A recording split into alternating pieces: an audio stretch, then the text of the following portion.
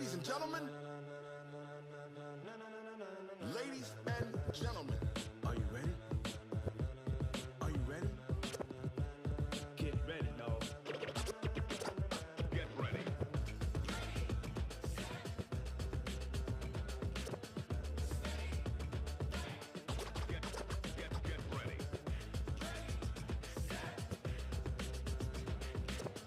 Just kidding, Jerry. Hey, everybody, how y'all feeling this morning?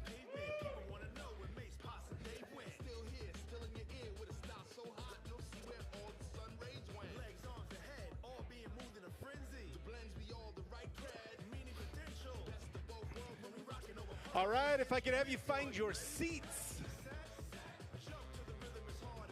Move on up. These seats up here are empty and feels very lonely up here at the front. Just gonna say, no one likes feeling lonely. Well, that's a little... I'll take a hug anytime. Awesome. Okay. Let me turn the music off here real quick.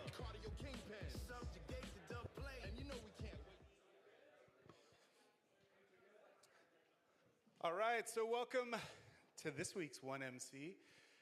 Thanks for being here. We're getting started a little bit behind schedule. We had greeters meetings this morning before. We have two speakers for you today, and we're very excited about that. And let's see, any business? Well, make sure that you scan the QR code and check in. That helps us with the, I guess, like the mother company of 1MC. So they send us more swag so we can give it to all of you. So there you go. Let's see, I think that's all I had to announce, but let's go ahead and get our first speaker up here. So Lisa, are you, there she is. So Lisa is with Network in Action, and I'm super excited to hear more about your business, Lisa. So Lisa, take it away. Please, big hand for Lisa. Good morning. Okay, as soon as okay. My name is Lisa McClease-Kelly. My husband and I own Kelly's Automotive Service in Grants Pass and Medford. You might know about that a little bit. But we also own Network in Action. So you can see us here, Dave and I, we're on the cover of a magazine for shop owners. And then the other picture is with the owner of Network in Action, which is Scott Talley. So Scott is probably one of the most generous people I've ever met in my life. He wants to help small business owners no matter what, so he constantly is bringing value to us as a network. So just a little bit more about me. I have worked in the automotive business, mostly concentrating on the marketing and then the company culture. And as part of helping that business grow, Dave and I got very involved in the Grants Pass and Medford Chambers. We've both been hosts. I also got involved with a hard networking group about 18 years ago. I was so involved that I became the area director of that organization, started 4 of their chapters, and won several awards for the size of the groups and how fast they grew. However, once I decided to leave that organization as an employee, I couldn't join one of the groups because of the attendance policy. I travel a lot, and it takes a lot of time to be part of that organization. 4 years ago, I founded about NIA, Network in Action, and I was not looking for another business or another job because I'm busy enough. But it was such a good thing for small businesses that I just couldn't pass it up. And that's how we got started. So it is a franchise. We are small businesses who get together once a month. We mastermind, we grow deep relationships, we grow personally, professionally, and we help them grow their business. What do we offer? There's too much of it to even fit on this page, but here's some of it. So we have a different agenda every month. We have regional meetups, which means all of the groups can get together. It's not mandatory, and we just do some open networking. We have international networking calls. We have our own technology platform that's kind of like our own Facebook page. We have reputation management software where we help our members get 5-star reviews. We have NIA University, which is where our members and their staff can tap in and learn about marketing, social media, how to build your business. My members get monthly coaching, 45 minutes if they choose to use it, because I'm also a business coach. They get a DISC assessment and coaching. If you're not familiar with DISC, it is a personality styles assessment. All of my members get radio interviews on a local radio station. They get social media exposure, sales mastery speakers, which we have once a month, and then we have so much more. But again, it's all too much to put on one thing. So, where are our groups? They are in Grants Pass on Wednesday. We only meet once a month. Again, it's the second week of the month. So Grants Pass is on Wednesday from 3:30 to 5, mostly at Tap Rock, but that might change. Medford is on Thursdays from 3:30 to 5. We have a Christian group that meets in Medford on Tuesdays from 3:30 to 5. And we have another group starting in Medford on Thursday at noon. So why did I take on one more thing? So this is Emily Sanders, and she's in the Christian group, and she's one of the reasons why I took on one more thing. Because, as I said, if you were at Greeters this morning, Emily had a certain model for her business, and I thought she needed to take it to another level. So I introduced her to somebody else who could help her with that, who's actually her competition. They sat down with her, and now she's profitable, so much more profitable than she was just a month ago. And she's extremely happy about that, because I can make those connections. I can help them develop these relationships. And it's not just about referrals. It's about how can we help you take your business to another level. This is Michelle, who's in the blue there. She has Oni Media. And within the first 4 months, she made enough money in referrals to pay for her membership for the next 20 years. The next one is Brittany Bright. She's a bookkeeper. And when she started with us, her goal was to quit her full-time job because she was only doing her business part-time. And then her goal was to get enough clients to have a baby. She's full-time with her business, and we have a 1-year-old little member now. As I said before, I take my members on the radio station with me. This is, on one side, you can see Michelle and Angelica, and we're at KMED, and we just got done promoting their business on the radio. And as part of my franchise, I have to give back to the community. It's part of the agreement that I set. So it fits in perfectly with my values. And we did our bell ringing this year. We raised food for the food banks this year. It's just part of who we are as a culture in the company as a whole. And I hope to do a lot more of that going forward. So because we're not just another networking meeting, we laugh. We cry. We do have people cry in our meetings. Yes. And we're creating transformational relationships rather than transactional, right? So transactional is short term. Transactional is, what do I get from this? Transformational is, I really care about you, who you are as a person, and how can I help you grow? What can I do for you besides just finding you a referral, like what we just did with Emily? How can we help you grow your business? If you have something going on in your life, we want to help you. 2 or 3 times a year, we sit down as a group and we say, okay, what's your biggest problem? And we have 4 people at a table, and they all get to share what their problem is. And then as a group, they pick one person for that to solve that problem. And it's amazing what comes out of that. So what does the future look like? My goals are to get all groups between 24 and 30, start 2 new groups, bring on more staff because I am too busy to do this all by myself, and to give back more than any other franchise in the country. And that's me.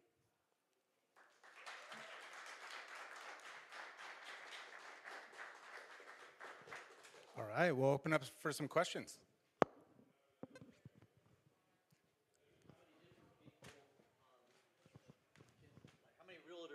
In a group, or is it different, or do you have different classifications? Yeah, so there's one person per professional classification in every group. Realtors fill up fast, but I did just get an opening for one in the new group that's starting in Medford. Joe? Do you have like a guarantee? I do. So there's a guaranteed return on investment. If you do not make your money back, then the next year is free. I have never given a free year. I'm very proud of that. How does this compare with BNI?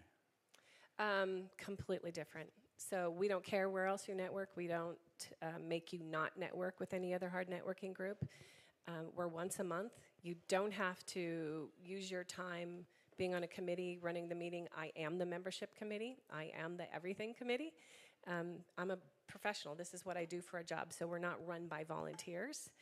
And we don't stand up and give a sales manager moment once a week. We give an icebreaker question, and then we delve into deeper conversations because it's not about transaction. It's about deep relationships faster. If a person joins, do they get a discount at Kelly's Automotive? They do not. Dang. Yeah.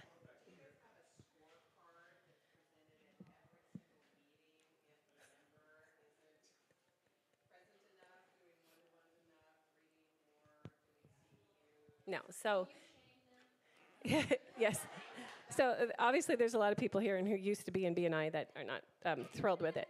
Also known as accountability, right? Yes. So no, we don't do that. But if you're not showing up to the meetings consistently, then I'm going to give you a call, find out what's going on, because what that means is you're taking value away from the other members in the room. We ask that you either be there or you send a sub. Because maybe that sub's going to hear about somebody else and they're going to use their business, or they have something amazing to contribute that we can learn from. And that's what it's about. But no, we don't have little sheets, and I don't shame you, but I will call you. Every time I come here, I promise myself I'm not going to say anything, but in the greeters parlance, testimonial. I went to one of your meetings, and in full transparency, I'm averse to networking opportunities as a policy. They don't feel often valuable to me personally, but that was a very different experience when I went to your meeting, and it was organic, it was authentic, and I'd recommend just, if you're like me, if you don't always think that the networking meetings that you're involved in are very valuable, try this out. I think you'll be impressed.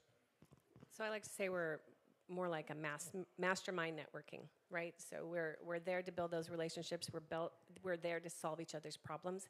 And yes, we're there to help grow our businesses.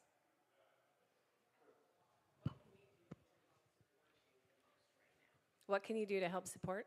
Yeah, what can we do for that? Well, I'm looking to grow my groups. So if you know, right now I'm looking for massage therapists in all of my groups. I'd like a photographer in the Grants Pass group. I would like a banker in the Grants Pass group. There's other things that are open. But yeah, business owners who've been in business for 3 years or more, if they are new to business, I will talk to them, but it just really depends on where they are in their business about whether or not they're going to be a good fit. Because what I have found is if we have either lower level employees or business owners who have not had at least enough experience to kind of be at a higher level, then we're way over their head with what we're doing in those meetings. This is for kind of a higher level business. Excellent. So referral back to your organization. Or just come and visit so that you can tell somebody else about it. Absolutely. Hi, Jeff here. Question, you may have said it, and if you did, I apologize, but I love this town. I love the brick and mortar around here, and it seems to me, correct me if I'm wrong, your networks are focused more on brick and mortar physical proximity, or how do you guys address, if you do, the internet, the broader virtual world we operate in today? Yeah, so we have options for that. We have a virtual group that's available. I haven't started it yet, but I do have the franchise for that. So somebody who can do business across state lines, that would be great for them. But yes, we're mostly looking for brick and mortar here in this area, right? So in each town, we're trying to help that community grow. If I came to a meeting, what would I experience? What's the flow? Yes. Jerry wants the secret sauce. Yeah, so we have about 10 minutes of open networking, and then we do announcements about what's going on for the month, like, when are the national calls and when is the regional meetup. And then we have speakers, a couple of speakers, and then we break into whatever it is that we're learning for that day. So the last 3 months, we've really focused on creating transformation rather than transactional. So it's been about sometimes very uncomfortable questions. that we're asking them to answer in small groups because I want to know who you are as a person. That's great that you're a photographer, but who are you? Like, what are your values? Why do I want to help you grow your business? If I know who you are, if I love who you are as a person, if I know where you're struggling, if I can say, gosh, Jerry, I've been through that too, I'm more likely to help you grow. It's not about the sales management. It's not 30 seconds. It's deep relationships. That's what makes the difference. That's the magic sauce. Yeah. What are the dues? It's about $2,000 a year. Yep. Most groups that I've been to, you're trying to sell how great you are and all that, and you don't get the full transparency. Is that how these groups are? Are you able to be more open, or is there help? Well, you should know because you're a member. Thanks for setting me up. So what we hear, so at the end of every meeting, as a coach, and when I'm coaching my clients one-on-one, I always ask what their takeaway because it helps them remember what they learned. And we do the same thing here. So I always ask my members, what's your takeaway from today? And what I hear is almost over and over again, it's nice to know I'm not alone. It's really hard being a business owner, and to know that I have the support is amazing. The other thing I hear a lot is, this is not at all what I expected. It's hard to describe it without you seeing it, because what happens in those small groups is beyond anything networking could ever address. So yes, it is very open, and hopefully it's transformational. Michelle.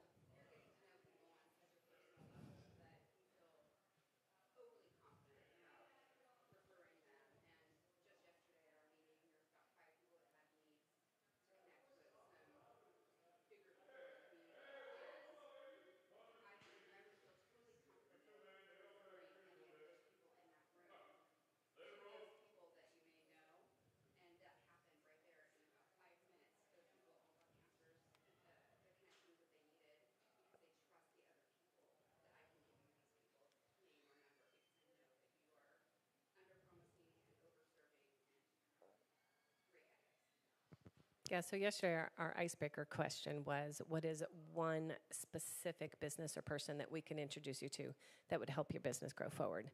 And as they were being very specific, people were like, oh, I know that guy. I know that person. Hey, I know somebody who works there.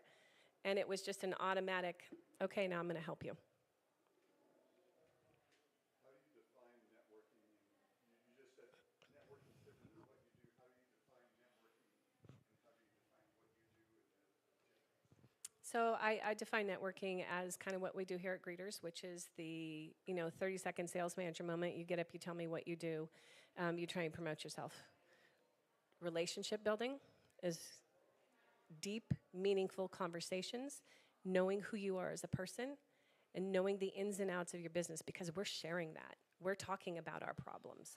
We're talking about our successes. We're sharing stories. We don't have that in this type of an environment. This is a great environment. I helped grow my businesses in Greeters and in BNI, and they have a great use. This is different.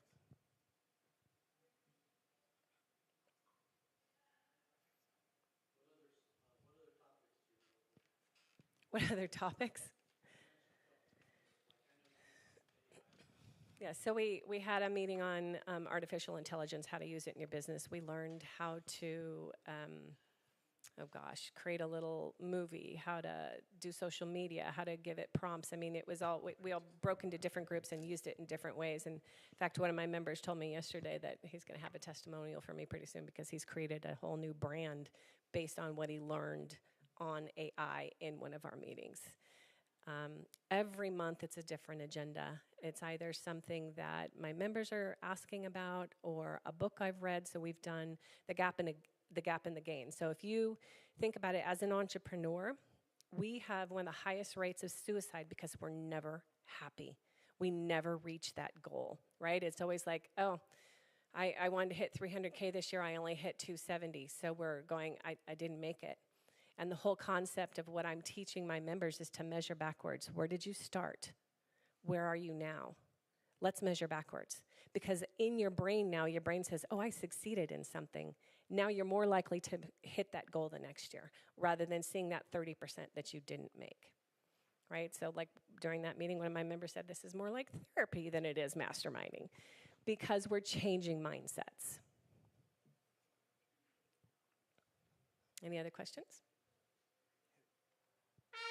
Okay, thank you.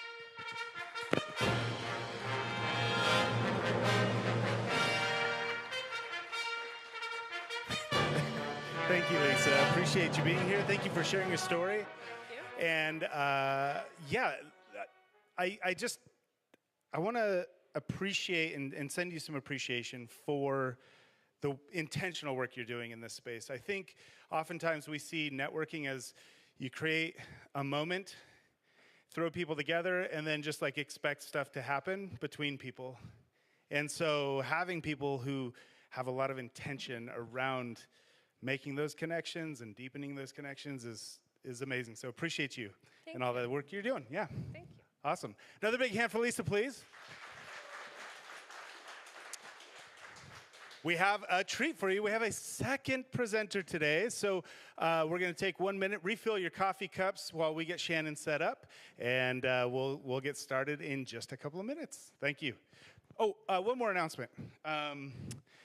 The mics for the questions, so I'll ask that you just raise your hand if you have a question, and we'll get a mic to you. And if you are waiting for a mic, please just like catch me. And the reason is because this gets recorded. When you ask a question, it doesn't get recorded. These are super useful for the presenters after the fact to be able to review and hear what the questions were so they can think more deeply about it. Plus, we have people watching online, so it enables them to be part of the whole experience. So thank you for that. And yes, so give us just 1 minute while we get set up. Fill those coffees. And do some intentional networking. Awesome.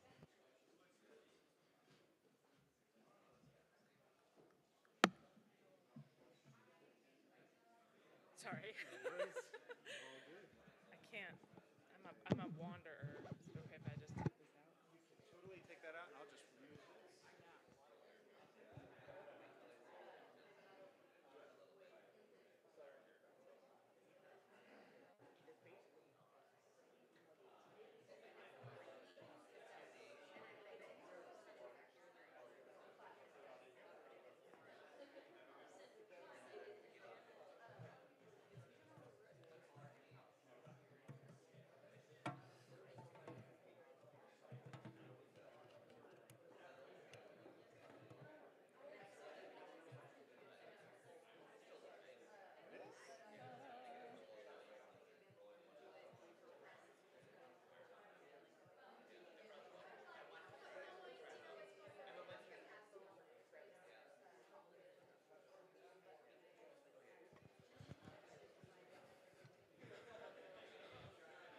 Okay, I'll get your attention back up here. So, real quick, before Shannon starts, let's do a quick reset so Shannon gets the same energy that Lisa got. So everybody stand up real quick. Stand up real quick. Turn to whoever's near you and slap them a big high five. That's good energy. Oh, yes, perfect, thank you. I needed that. And then let's give a big hand for Shannon.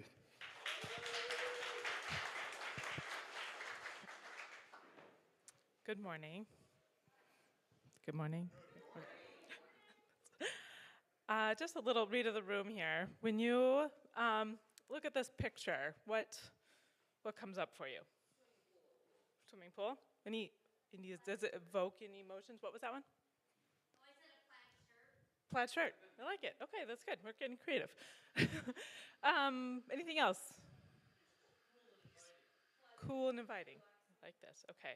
How about this one? Peace. Okay. What was that?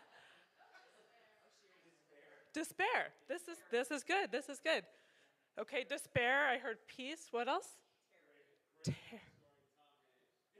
Okay, some really specific feelings. What about this? What is power? I like that. Danger.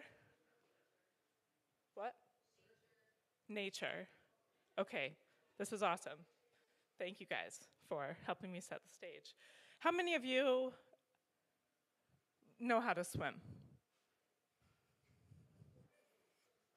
I got some this, I got some wiggly hands, I got some, yeah? Does anyone consider themselves a swimmer? 1, 2, 3, awesome. What do we have, 15 here? Excellent. I'm Shannon Keegan, and I grew up swimming. I started swimming when I was 7 on summer club. I went, a few years later, started swimming all year round. So, swim meets every weekend, took over my life until I was in my teenage years. I probably never sought help, but probably would have been diagnosed with some kind of performance anxiety. I would go to a swim meet, I'd be standing up on the blocks, and the starter gun would go off, and I'd dive in, and I couldn't for the life of me exhale. I couldn't get air out, which meant I couldn't get air in, which meant I would be in a constant state of stress. But I wouldn't allow that to stop me. I'd force myself through swimming events. Nonetheless, it led to the end of my swimming career at 17. I hung up my swimming cap. And many years later, knowing I'd had this foundation of swimming, I had some friends trying out a triathlon. I thought, well, I know how to swim. I'm going to sign up for this triathlon. And I found myself in the Pacific Ocean, about to step into the Pacific Ocean. A smart person might have maybe tested out their comfort level with swimming in the ocean prior to an event. That's not really my style. I like to just sign up for things and then see what happens. And I found myself again in this state of complete shock, horror. What have I done to myself? I managed to get past the breakers, but then I couldn't exhale. I was petrified to open my eyes and look under the water, terrified of what was beneath the water, complicated by, salt. I'm surrounded by all these people telling myself, you know how to swim. Just put your head down and swim. Muddled my way through the triathlon, come up on the other end, just grateful to walk up on shore, to get to the bike and the run, swear I never want to have that feeling again. I never want to feel like, to feel, incompetent, right? And years go by, didn't really go home and work on this little piece of homework that life threw at me. But my husband and I ended up moving to a small town in Vermont in 2009. And I fall back on this skill of swimming that I have somewhere deep down inside. I know that I can swim. It's a good way to meet people when you move to a new location. So I found myself at the local pool, volunteering with the local swim team. And my new friend says, hey, there's this 1 mile open water swim down in this gorgeous lake that every time I was driving from the pool to my house, I'm looking out at this beautiful lake that crosses the US-Canadian border. It's 25 miles long, and it's just gorgeous. Every time you're just seeing this picturesque lake. I could feel a pull and a call to the water, and I thought that I should try this 1 mile open water swim. I should see if I can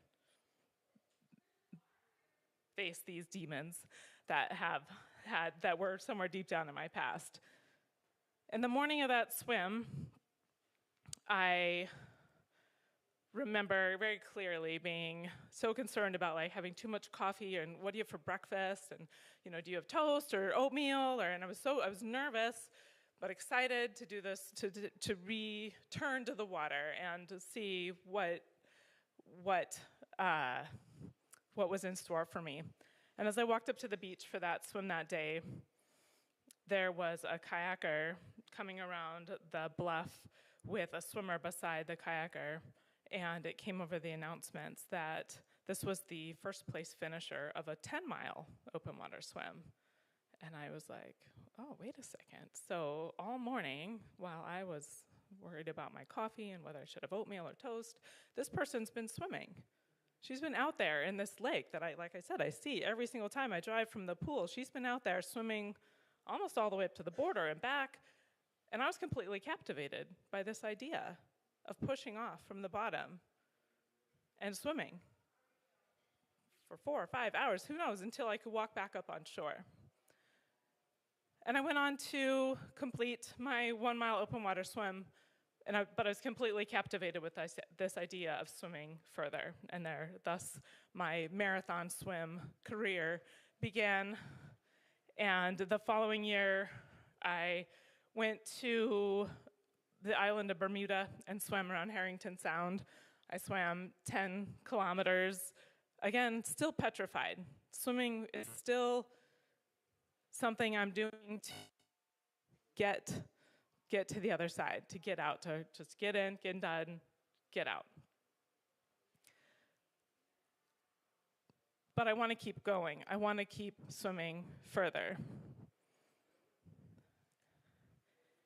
And I also decided to have a family.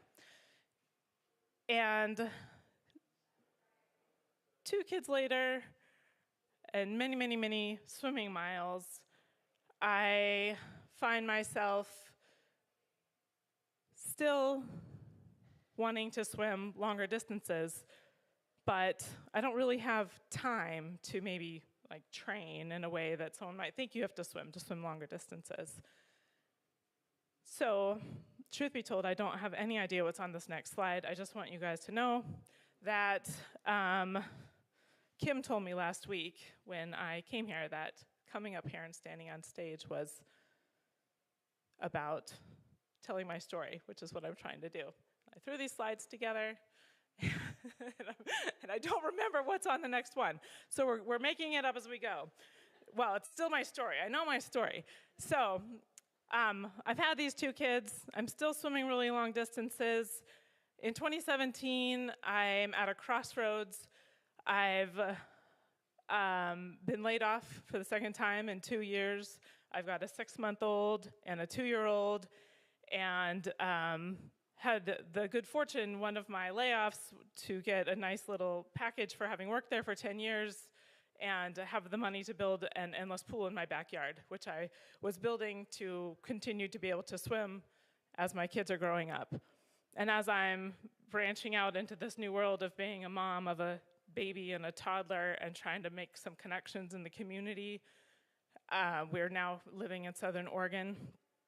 And we've been here about 2 years, and I had mostly been working virtually online for technology companies, about two decades in technology.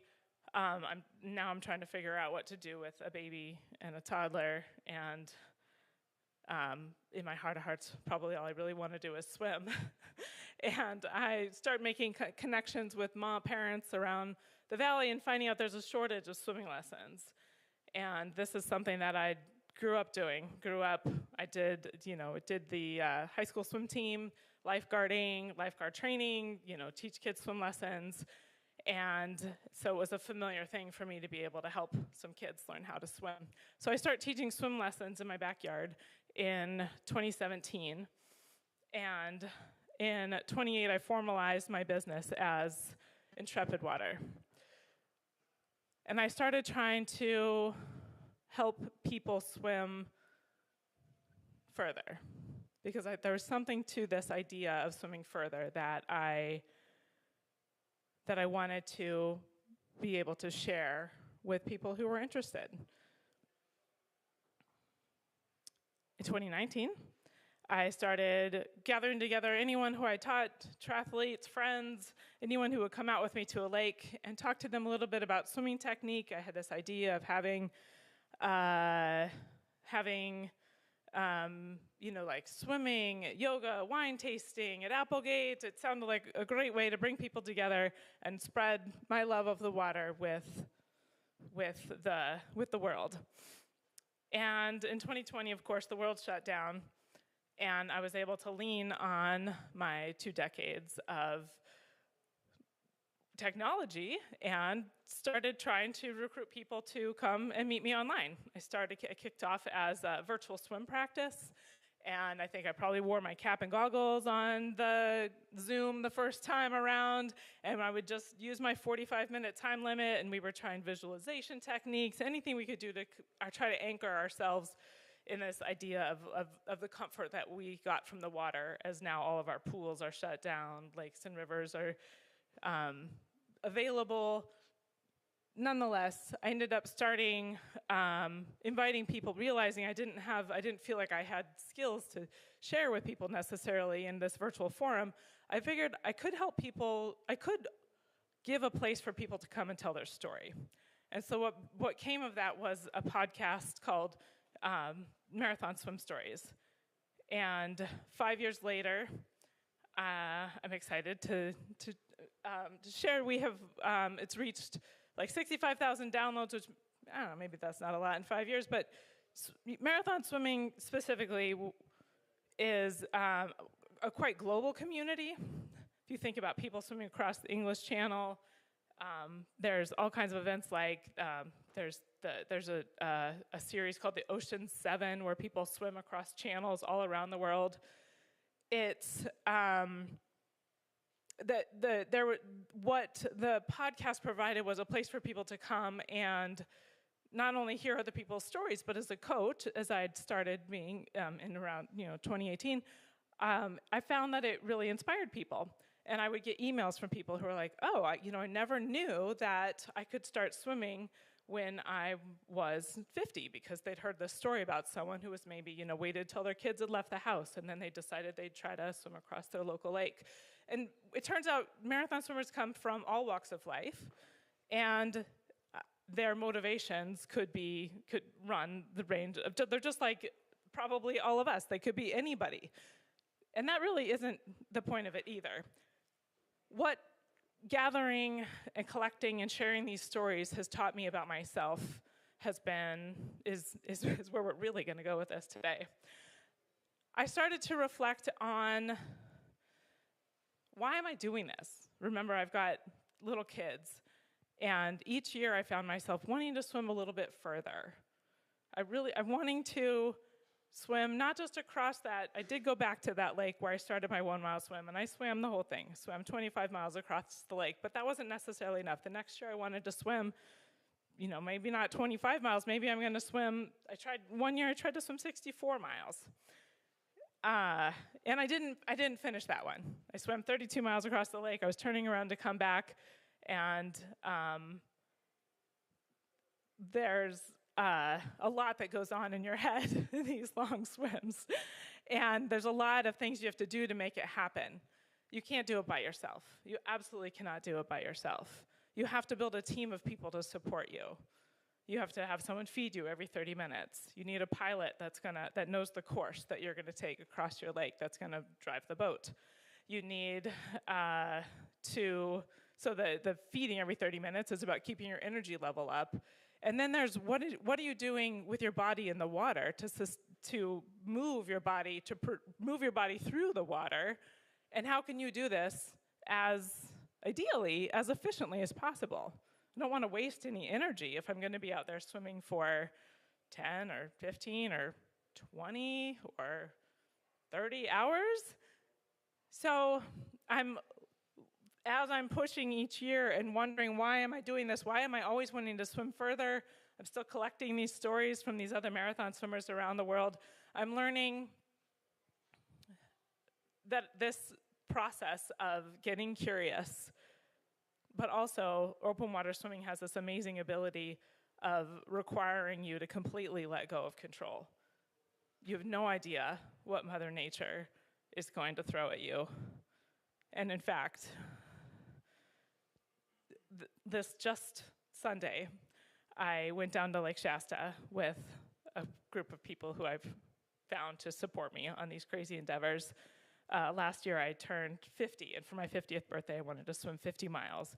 And so we created a route in Lake Shasta that was roughly 50 miles, as close as we could get around. It's not quite 50 miles, the perimeter of Lake Shasta, especially in September. But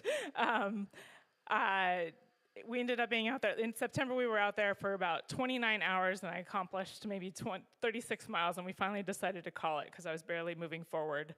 A lot of my crew had to get back home and get on with their lives, and they'd already invested 29 hours of their life with supporting me in a boat.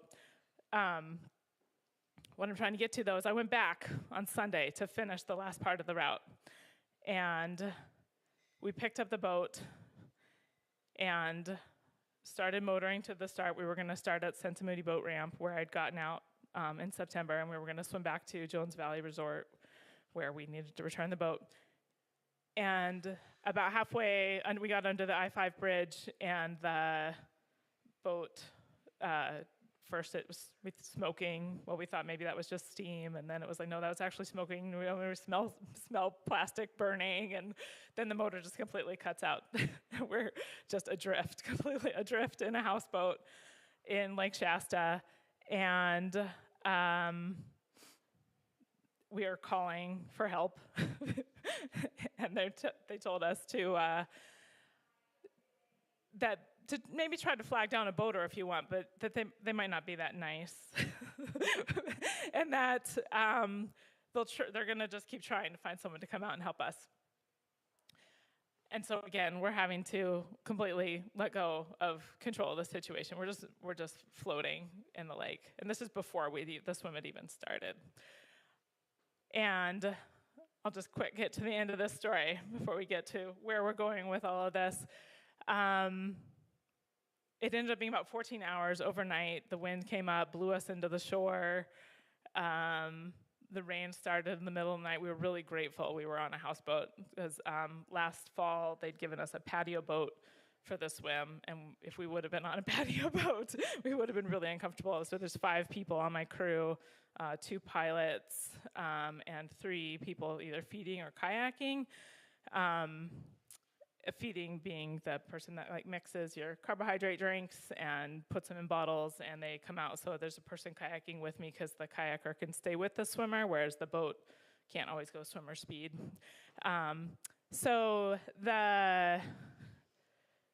We ended up just floating, ending up the boat just got tucked back in this cove, and then in the morning we finally got a message back like, hey, where are you guys at? And so we sent them a pin, and they came out to see if they could fix the engine. They couldn't fix the engine, but they were able to tow us back to the marina, and we were able to switch boats. And we did eventually get to the start and swam to the finish. And I completed my 50 miles, but I'm not done yet. But that's a whole different story. In this journey where I'm learning about myself, in every single one of these, like I said, I'm trying to figure out why I'm doing this, right? And what I've come to is why I swim further is because I'm creating a container for myself to learn something. This is what I've got to do. And so this container means I have to find people that are willing to come and support me, right? They need to be there for, could be 29 hours. But I want to tell you about this one trip. This was in 2023. I went to the island of Dominica in the Caribbean. And I, through my podcast, through I guess just the miracles of the internet and putting myself out there in the way that was comfortable for me, I found a person in the island of Dominica in the Caribbean who was interested in raising awareness of open water swimming in this island, and he owned a kayaking company. And so he invited me and my family to come out and swim the length of the island. He'd created something called the Waitukubuli Sea Trail, which is a sea trail that they do probably 10 or 20 kilometers a day, and they stop in different towns along the length of the island on the Caribbean side, where it's a lot more controlled. And I didn't have enough time to go and do this as a 10 kilometers here, 10 kilometers there, so I thought, well, I'm just going to do the whole thing. We weren't sure how long it would be, guessing about 50 or 60 kilometers. So 30, what is that, miles? I'm not sure. And so when we arrive there on this island, I'm completely out of my element. I've probably swam in the ocean maybe 2 other times before this, and maybe 3 if you consider the time when I was completely petrified, the triathlon that I was telling you about. The water's glorious, like 85 degrees. So's the air and the humidity. So they're all about 85. And I find myself on this island trusting these people who I've never met before. So completely having to surrender to the situation and just push off from shore and see what happens. And what transpired over the course of this swim is hard to describe in a compressed amount of time. But what I walked away from it with was this idea of what it really means to completely surrender and let go of control. Not just of the outcome of whether you're going to make it to where you're going, but in every way, in everything. And I had, it's kind of interesting, to have a nation of what I would perceive, a lot of basically non-swimmers. They don't have a lot of pools there to teach people to swim, but basically cheering me on. I'm getting messages from them, inspiring me to keep going. And so somehow through that, I managed to swim. This was my track, the swim from Scott's Head in the south of Dominica to the northern tip. And so what I've come to is why I'm doing these crazy long swims, is because it's important to set out to achieve more than you ever thought possible, and something that you couldn't absolutely ever do on your own. There's no way I could never do this on my own, because I'm giving myself permission to just go and see what would happen. But I have to ask for help. I have to get out of my comfort zone. There's all these things that I'm learning about myself in this process. So what does that have to do with anything? So I'm still, get to this in a minute. I know I have a slide about this, but I don't feel like I just teach people how to swim. I help people rewrite their relationship with the water, and often with themselves. I feel like water is one of our most honest mirrors. If we allow ourselves to look at how we carry ourselves in the water, we can learn a lot about how we carry ourselves in our land, in our business, in our lives. So my work helps people understand what the water is showing with them, so that they can move forward, hopefully with more clarity, confidence, and peace. I won't read this one to you. I feel like I'm reading slides too. So where am I now? I still have my podcast. It comes out every couple weeks. I have a virtual community called The Water's Edge, where we try to get past those moments of hesitation and figure out what's on the other side. I do private and small group virtual coaching, because a lot of swimming is actually upstairs in our heads. It's incredibly, and learning movement patterns that are safe in your joints and send your energy forward. I also do in-person swim instruction and coaching in my backyard endless pool. I do pop-up clinics around when people invite me. I've gone to Reading and Portland and other places around. But my biggest adventure to date is opening a swim studio in Talent to be a network, a hub for all of these activities. And so I was hoping to be able to move the endless pool from my backyard, but I'm learning a lot about the process of having a brick and mortar business in town, working with the Oregon Health Authority. So I'm having to buy a new pool, a commercial endless pool, because they have different filtration and all kinds of things. But I'm looking forward to not having to have people go through my kitchen and see all my dirty dishes, and to use the bathroom, et cetera, to have an actual changing room. And I'll have an office and things like that in this swim studio. So, help. I feel like I'm at a pivotal moment. I'm moving forward this project. The lease was signed actually last September, and we're just coming to the hopefully final stages of understanding what we need to do to meet the Oregon Health Authority requirements. I obviously have a lot of stories to share about my swimming. I feel like there's a lot of stories too. I could be telling you about the swimmers that I've helped and where it's taken them. And I would love to hear, I guess, your guys' thoughts. So maybe that's a good place to go. Yeah. Awesome. Questions?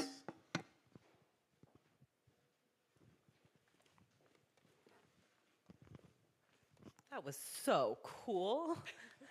Thank you very much. I just want to thank you for sharing. I went places I didn't expect. I didn't know people swam over an entire night and day, and the lessons that you've learned, it's all fantastic. I have no way of helping you except that now I know you exist, and I'll tell everybody about it. Are you collaborating with everybody who serves children in the area? Well, I feel like part of our shortage of lessons and stuff in the area is because we don't have enough adults that swim, and adults that are acknowledging what they could learn from that letting go, right? Of that, even just inviting yourself to put yourself in that learner position. So am I collaborating with people that do kids lessons? Yes, I've worked with City of Ashland. I've worked with, I'm going to be teaching classes at Rogax soon as well. I know, ABK. I live down in Talent, so way down there in Talent. But yes, I'm in touch with a lot of people that are teaching kids, and I intend to teach kids at my facility as well. But I would like to reach. I want to figure out what part of my story or other people's stories where can I go to tell you, hey, come swim. You need to swim for you. I don't know how to get that part out. Hi. I think there's a comfort and confidence that you gain by letting the water be your mirror, but we're surrendering. But that's not how, right? That's not how it starts. Somebody comes and says, I want to get faster. I want to win this. I want to do that. And we have to break it down, like what to let go, to let go in the water. Yeah, I don't know. Does that answer your question? Have you thought about trying to organize group swims? Yes, I've tried to, and I can try again. There was a time that I tried to get people out to Emigrant Lake and Applegate and things like that, and maybe it's time to try to do that again. Don's Bike Center does rides that people go out on, and rides and running and swimming are part of that triathlon thing. Mm-hmm. So it might be a way you could do some synergy with a bike shop, which has athletic people who might be doing triathlon, who would like help in that. They might be great bikers, might be great runners, but maybe not the best swimmer. Absolutely. So you could help their triathlon time with the swimming part, perhaps. Yeah, for sure. I agree. Yes. Where do we find you online? Where's the best place? Intrepidwater.com is where the QR code will take you to my website, or email, Shannon@intrepidwater.com. It's interesting, though, you brought up the triathletes, because it's like the logical people to go to, right? And they want to get their triathlon time down, and I can definitely help with that. And I can also help them save energy so that they have energy for their bike and their run. But it's still performing, and which is fine. I think we all maybe need that somewhere in our life. but I'm really interested in like how could I get, you know, how could I get you to go swim? How could I get you to go swim? How could I get you to go swim? I have What one would more it take? question. Yeah. It sounds like you've swam in many different locations across the world and in different environments. Do you have a particular favorite type of water environment to swim in?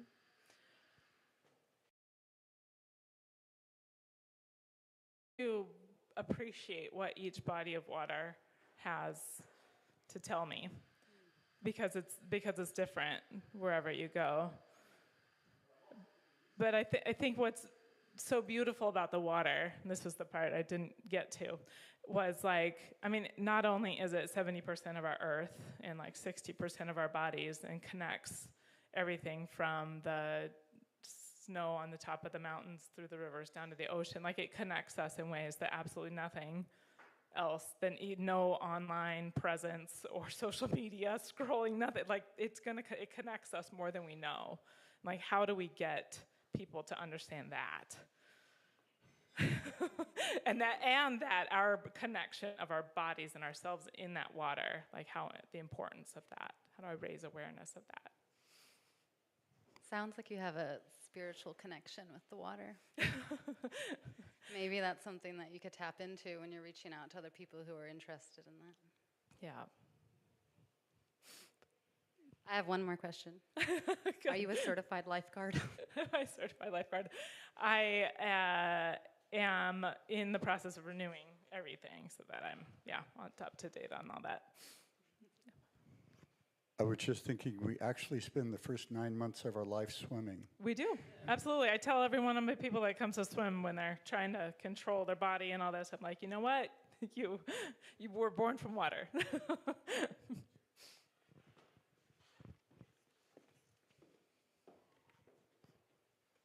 I'm personally, since you asked how can you get us specifically, I'm personally really interested and inspired in swimming in bodies of water that are outside. I'm happy about your swim studio, and that's fantastic.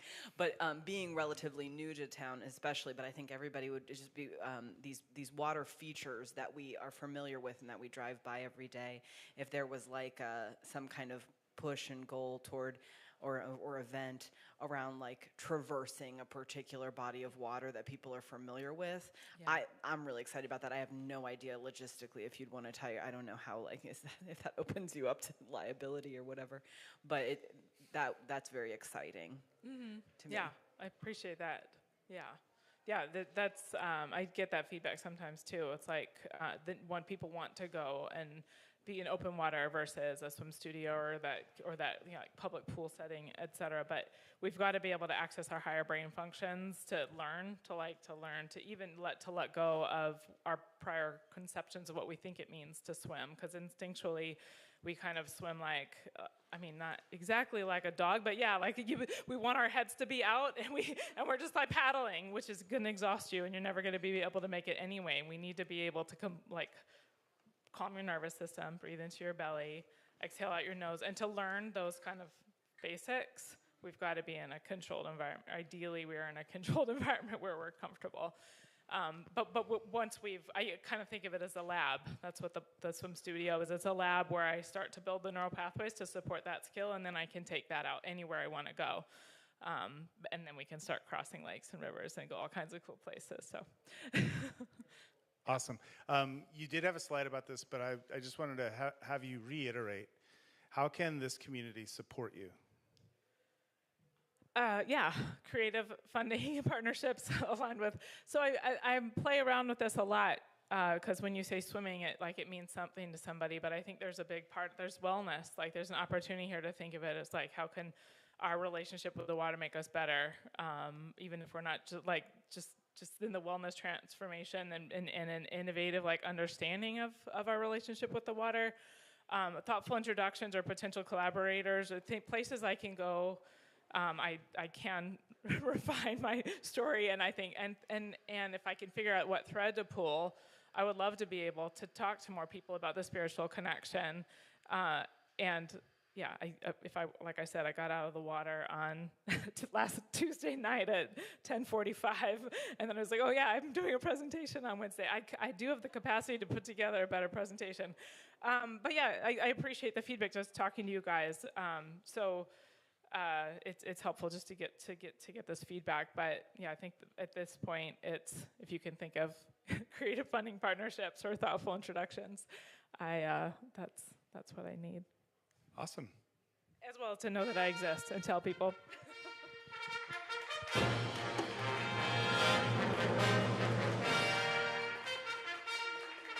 Welcome to the Orange Mug Club. Yes. Thank you, Shannon. Thank you so much. Appreciate you being vulnerable and sharing your very intimate and close to you story and your fears, and it's so meaningful and powerful when people share their like scary stories. And so I just appreciate you getting up here and doing that, and just throwing that out there that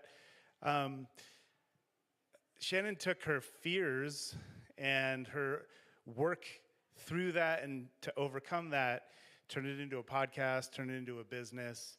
And a lot of that came from her ability to share that story and be strong enough to share your vulnerable story and turn that into something that has helped lots of people in their journey. So thank you so much. Yeah, there's a lot of lessons in there. Thank you for the opportunity. Awesome. Big hand for Shannon.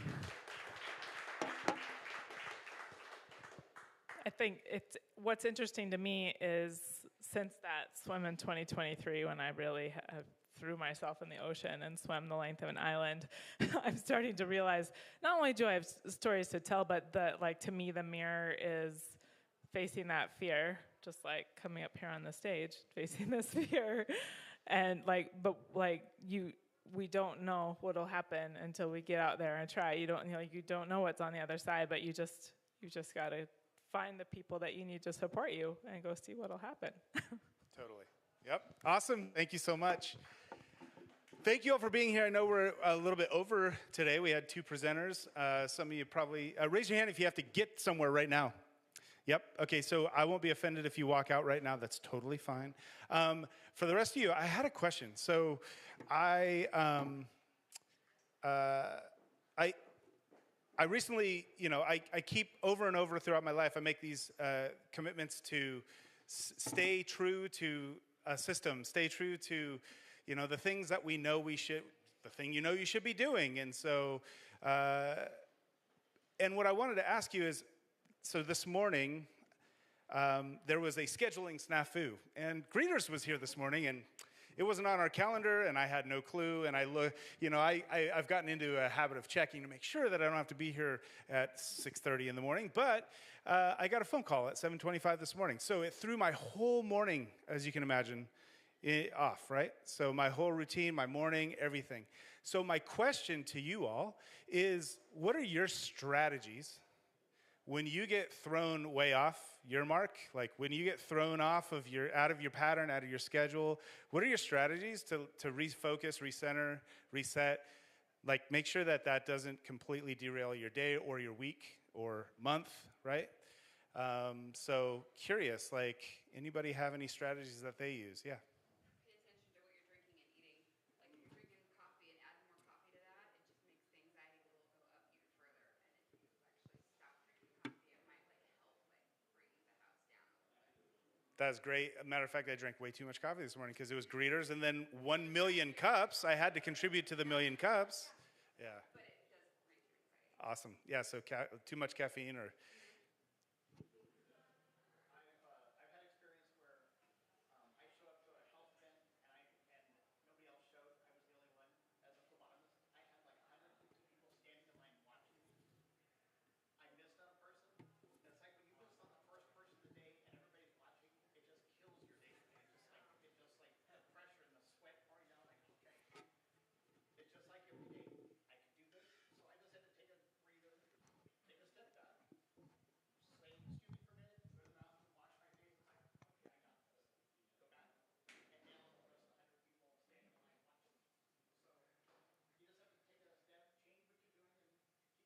So give yourself permission to pause, tell the world to hold on for a minute so you can catch up and do your reset. Amazing. And one of your strategies, go to the restroom, which is isolation. Wash your face or wash your hands, like get some water. Water. Awesome. Great. Lisa.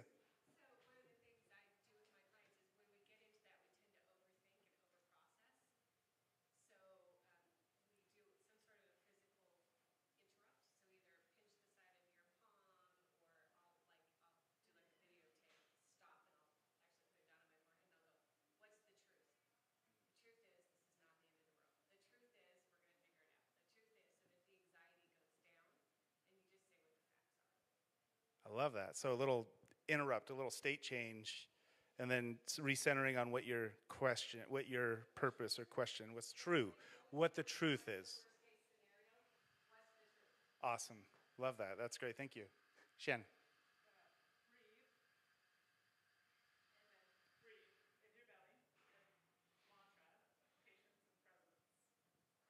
So breathe, deep belly breathe. Yep. Take that moment and tell yourself patience and presence. That's calming just to say. The nervous system just settles right down when you do that. Thank you. Yes, Karen? Well, and I think just give yourself a little bit, not a little bit, a lot more grace because we've all overslept or we've all done it. So it's not the first time and it's not going to be the last time. And you know everybody else in the room has messed up somehow. So just give yourself grace and don't, like Lisa said, it's not the end of the world. Amazing. Now, you just made this sound like it was my fault and I screwed up, but but yes, no, that nonetheless, like giving yourself grace, you know, I pride myself in trying to create an amazing experience for people in a great container. And when there's 60 people standing out in the cold and you show up and you got the keys and they're all like, finally, or yay, like that's not the way you want to start that experience, right? So give yourself some grace. I appreciate that. That's amazing. Yeah.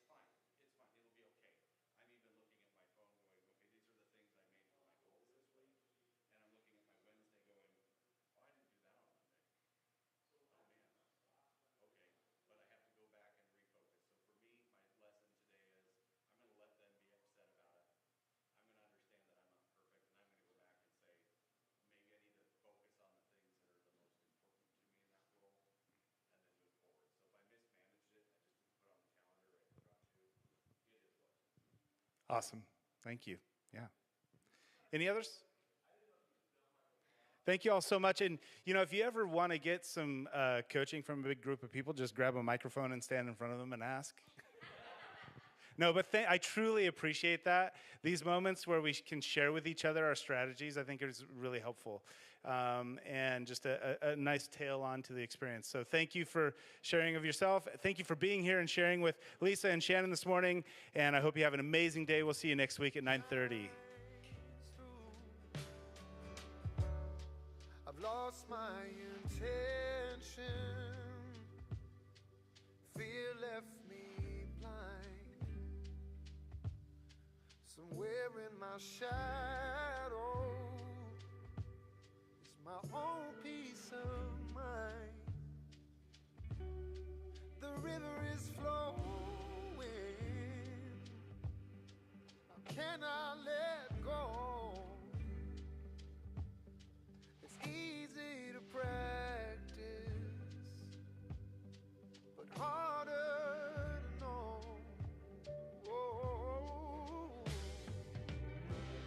I can only get out of my own way,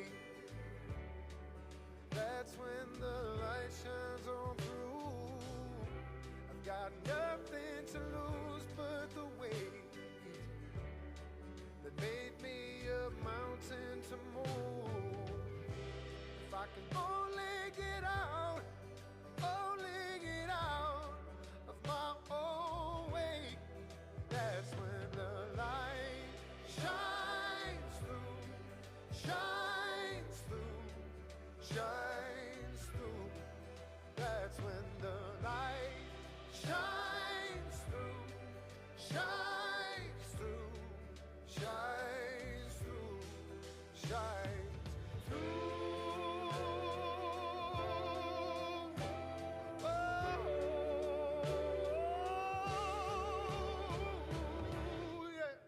Shines through, shines through, shines through, shine,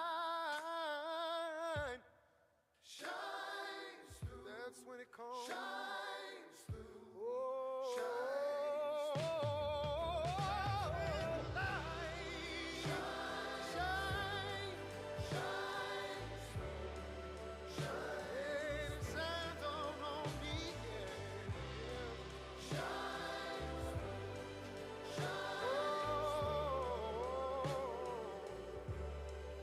That's when it shines, shines through.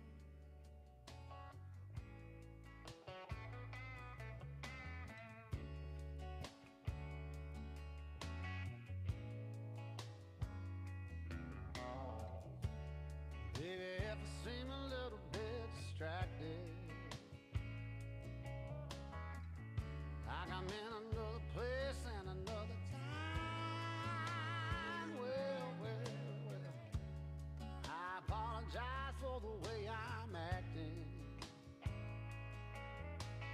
I just got a lot of loving you on my mind.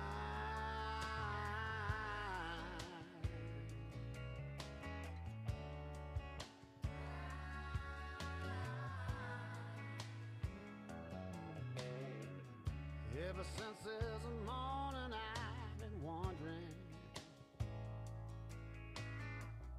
how you do that thing you did last night. Well, let me tell you, girl, that was really something. That's why I got